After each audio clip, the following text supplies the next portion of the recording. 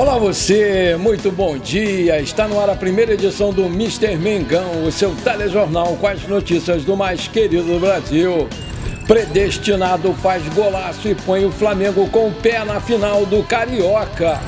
Schola brilha e Flamengo goleia o Olímpia do Paraguai no primeiro jogo da Libertadores Sub-20. José Boto busca acordo com o zagueiro para a disputa da Copa Libertadores. Basquete do Flamengo com novo técnico, vence mais uma no NBB. Essas e outras você confere agora. Fica comigo até o final, porque aqui tem muito mais Flamengo pra você. Meus amigos e minhas amigas, muito bom dia. Não tem preço ganhar do Vasco, olha a minha cara de felicidade. Mais uma pra conta da freguesia, tá ficando até chato, né? Porque em 31 jogos eles só ganharam da gente 2. Parabéns aí ao Pedrinho, Eurico Miranda bombado, por ter tirado o Flamengo da zona de conforto, porque além de perder mais uma, você tomou um sonoro prejuízo com essa renda aí de ontem para pouco mais de 10 mil presentes. Para quem já está quase falido, você vai fazer a grande coisa, a grande cereja do bolo, essa boa notícia aí para os cofres do clube. O clube vai gostar muito desse prejuízo.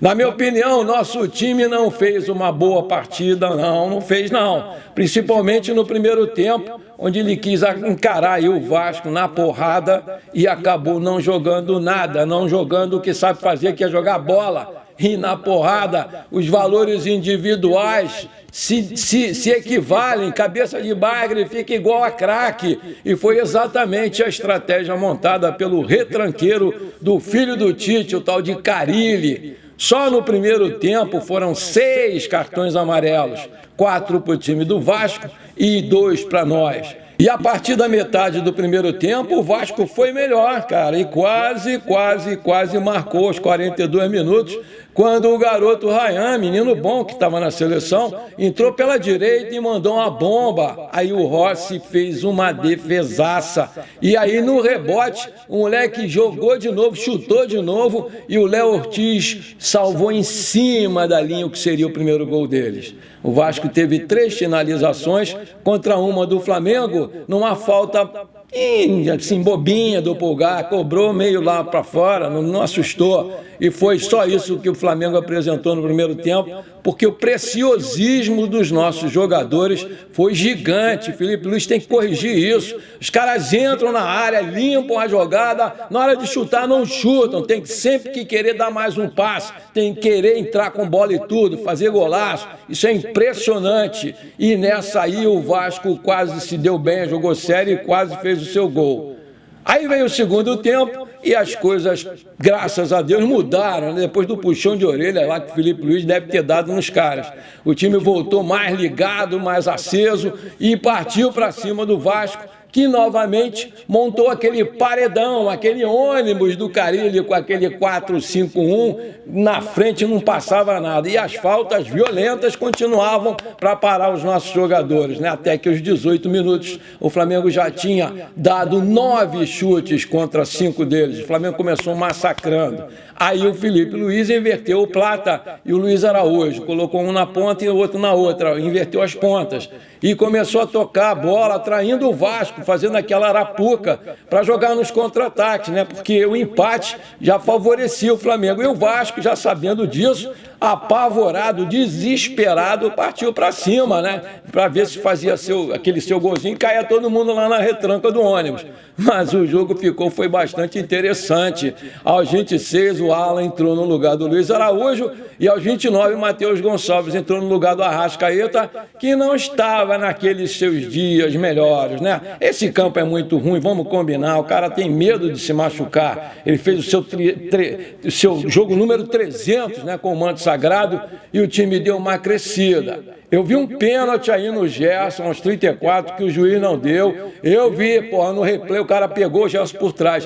E nem o Vasco se manifestou, né? E aos 42, veio aquela pintura de gol do nosso Bruno Henrique, BH27. O carrasco do Vasco, que golaço, aço. Pegou pegou de bate-pronto, de canhota e mandou lá na coruja, onde ela dorme, no ângulo do Léo Jardim, que foi nela, mas não conseguiu evitar o gol do Flamengo e o gol da partida, né? Aos 50 minutos, o Rossi também garantiu a nossa vitória numa ótima defesa, depois de uma cabeçada cara a cara do zagueiro João Vitor.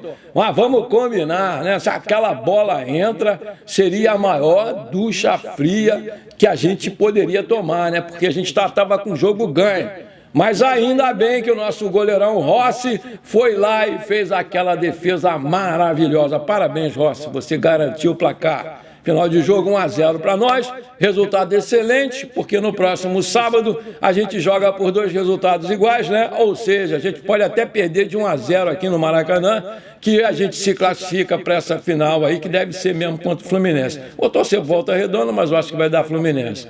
Para mim, o melhor do nosso time foi o predestinado Bruno Henrique, que, aliás, não estava jogando muita bola, não. Estava meio sumidão no jogo, bem marcado.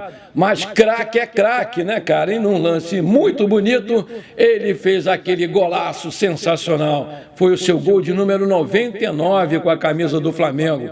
Eu gostei muito do Rossi, gostei do Wesley, gostei do Pulgar, que quase me matou de susto naquela entrada violenta em que ele levou o amarelo logo aos 3 minutos do primeiro tempo, quando o jogo era porrada para todo lado, estava comendo solta entre as duas equipes, principalmente o Vasco, né, que veio para fazer esse antijogo contra o Flamengo. Eu também gostei muito do Varela lá pela esquerda e do incansável Gerson, né, que joga demais. O Léo Ortiz, ele começou meio inseguro, mas foi se acalmando e foi tendo confiança ao longo da partida e fez um bom jogo. Inclusive, ele salvou um gol certo do Vasco em cima da linha aos 42 minutos do primeiro tempo, porque todo mundo ficou desesperado. Se aquela bola entra, o negócio ia ficar feio.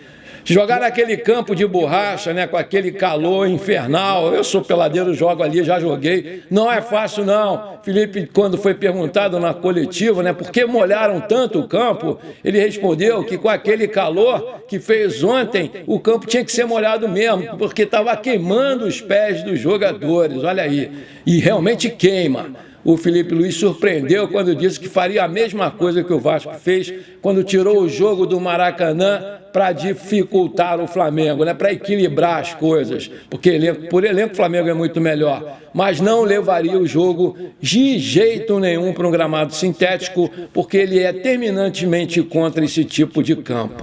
Para o nosso time, eu vou dar uma nota 7,5, vamos dar um 7,5? Não, vamos dar um 8, né? Pelo resultado, né? Naquele campo diferente, onde a bola corre demais, um calor do cacete, enfim, eles não estão acostumados a jogar ali e pela mudança de postura do segundo tempo. Gostei dessa mudança. Eu vou dar nota 8. Nota 8 e você? Qual a nota que dá para o nosso time? Coloca aí que eu quero saber.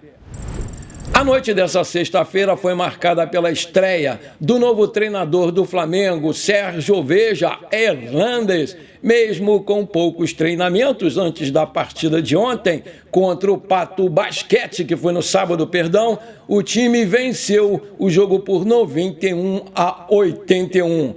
Esse jogo também foi marcado por uma grande homenagem ao orgulho da nação. Entrou com um pet especial dos 100 anos de um dos maiores ídolos da história do Fla Basquete, Zenide Azevedo, o nosso querido algodão, que se tivesse vivo hoje, completaria 100 anos de idade. Os destaques do Flamengo foram Shaq Johnson com 14 pontos, Jordan Williams fez 13 pontos, o Caio Gonçalves fez 11 pontos, o Juan joga muito, 9 pontos, e o Jonathan fez 8 pontos, né? O quinteto inicial aí do Flamengo foi Franco Balbi, Shaq Johnson, Jonathan Luiz, Caio Gonçalves e Juan. O técnico estreante foi o Sérgio Veja Hernandes. Na manhã desse sábado, em jogo muito disputado, o Flamengo empatou com o Fluminense em 2-2 pela Copa Rio Feminina.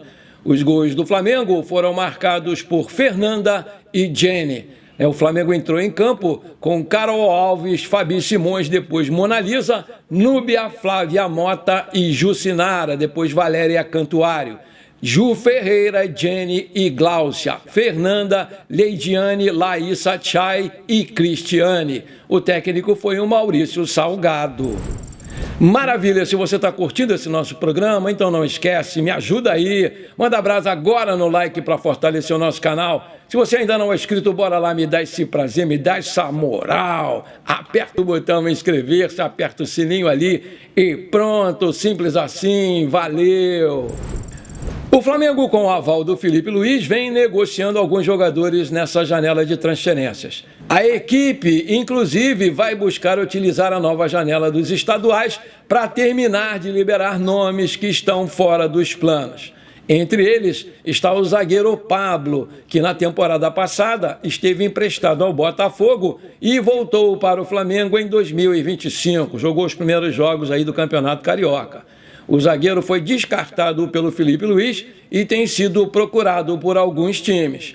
Um deles foi o Paysandu, que entrou em contato com o Flamengo para tentar um empréstimo do veterano.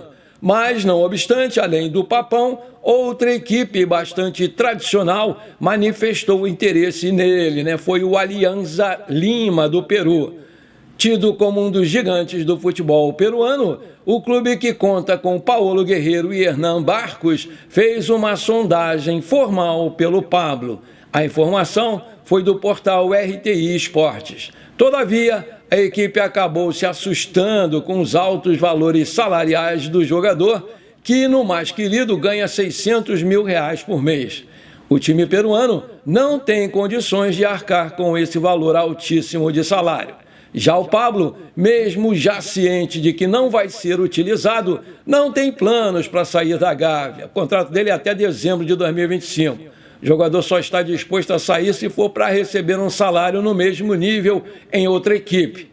A diretoria do Flamengo, por outro lado, está mais do que disposta a vender ou até mesmo negociar o jogador, embora não aceite arcar com os salários do Pablo, de maneira integral. Atualmente com 33 anos, desde que chegou à Gávea, o zagueiro disputou 51 jogos pelo Flamengo e conquistou 3 troféus.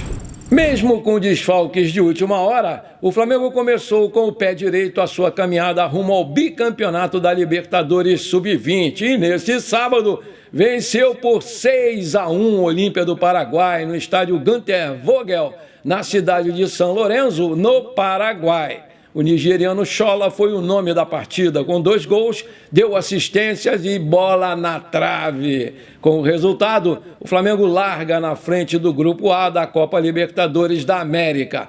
No outro jogo da chave, o Danúbio do Uruguai fez 3-0 no O'Higgins do Chile. Portanto, o Flamengo lidera pelo saldo de gols. Importante destacar que somente o primeiro colocado tem vaga garantida na semifinal da competição. O Mengão teve 2 baixas de última hora no jogo dessa Libertadores. Afinal, o Iago e o Wallace Yan foram solicitados pelo Felipe Luiz para compor o banco de reservas na vitória por 1-0 sobre o Vasco nesse sábado, no Engenhão. O atacante, inclusive, entrou nos minutos finais do jogo. No entanto, outros jogadores com experiência recente no profissional brilharam. O lateral direito Daniel Salles, que jogou no Carioca desse ano, abriu o marcador logo aos 5 minutos. Mas um velho conhecido, Felipe Tereza, ampliou aos 13 minutos. Antes do intervalo, Eduardo Delmas descontou para o Olímpia aos 34 minutos. Autor de gol da final da Libertadores no ano passado, o Chola brilhou na estreia desse ano. O nigeriano ampliou o marcador aos 8 minutos da etapa final e depois deu uma assistência para o 4º gol, anotado pelo Ryan Lucas, aos 15 minutos. Posteriormente, o Guilherme Gomes, que até balançou as redes no Brasileirão Adulto no ano passado, fez aos 19. Ainda deu tempo do 6º gol com ele, Chola. O nigeriano recebeu pela esquerda, bagunçou a zaga adversária e fechou o marcador aos 42 minutos do segundo tempo, aproveitando um passe do Guilherme Gomes. O nigeriano foi o craque da partida na estreia do Flamengo na Libertadores Sub-20. 2 vencedores na primeira rodada. Flamengo e Danúbio se enfrentam. A partida vai acontecer nessa terça-feira, a partir das 19 horas, horário de Brasília, no estádio Ipané. também do Paraguai. O último jogo da primeira fase vai ser diante do O'Higgins na sexta-feira. A Libertadores Sub-20 conta com 3 grupos, portanto, os 3 primeiros de cada um se classificam para a semifinal. Além disso, o melhor segundo colocado completa o chaveamento, ou seja, o embate com o Danúbio é fundamental para as pretensões do Flamengo nessa competição. Parabéns, garotada! Antes de terminar esse nosso programa, eu quero mandar os abraços para a galera que me pediu e que está sempre aqui comigo prestigiando o nosso canal. Bora lá! Alô, meu amigo José Vanderlei Gonçalves Lima, de Quiterianópolis, no Ceará. Alô, meu amigo Juarez Bento, de Teófilo Otoni, em Minas Gerais. Aquele abração para vocês, meus queridos. Alô, meu amigo Alceu Machado, de Dourados, no Mato Grosso do Sul. Alô, meu amigo Ricardo Higino, de Uberlândia, em Minas Gerais. Aquele abração para vocês, meus queridos. Alô, meu amigo Maurício Cavalcante, de Piabetá e Magé, no Rio de Janeiro. Alô, meu amigo Elias Lopes, de Recife, em Pernambuco. Aquele abração para vocês, meus queridos. Alô, meu amigo Wilson Aloísio, de São Gonçalo. Alô, meu amigo Juan Souza, também de São Gonçalo, aqui no Rio de Janeiro. Aquele abração para vocês, meus queridos. Alô, meu amigo Carlos Antônio Gomes, de Natal, Rio Grande do Norte. Alô, meu amigo Osmar Aurora, de Ourolândia, na Bahia. Aquele abração para vocês, meus queridos. Alô, meu querido amigo Pedro Terra Gomes, de Campos dos Goitacazes, aqui no Rio de Janeiro. Muito obrigado de coração pelo samba sensacional que você fez em minha homenagem. Eu amei, adorei. Aquele abração pra você, meu querido. Tamo juntos! Bom, por enquanto foi isso. Eu espero que você tenha gostado do nosso programa. Muito obrigado por você ter ficado comigo até aqui. Um grande abraço e bora ser feliz. Pra cima deles, Mengão!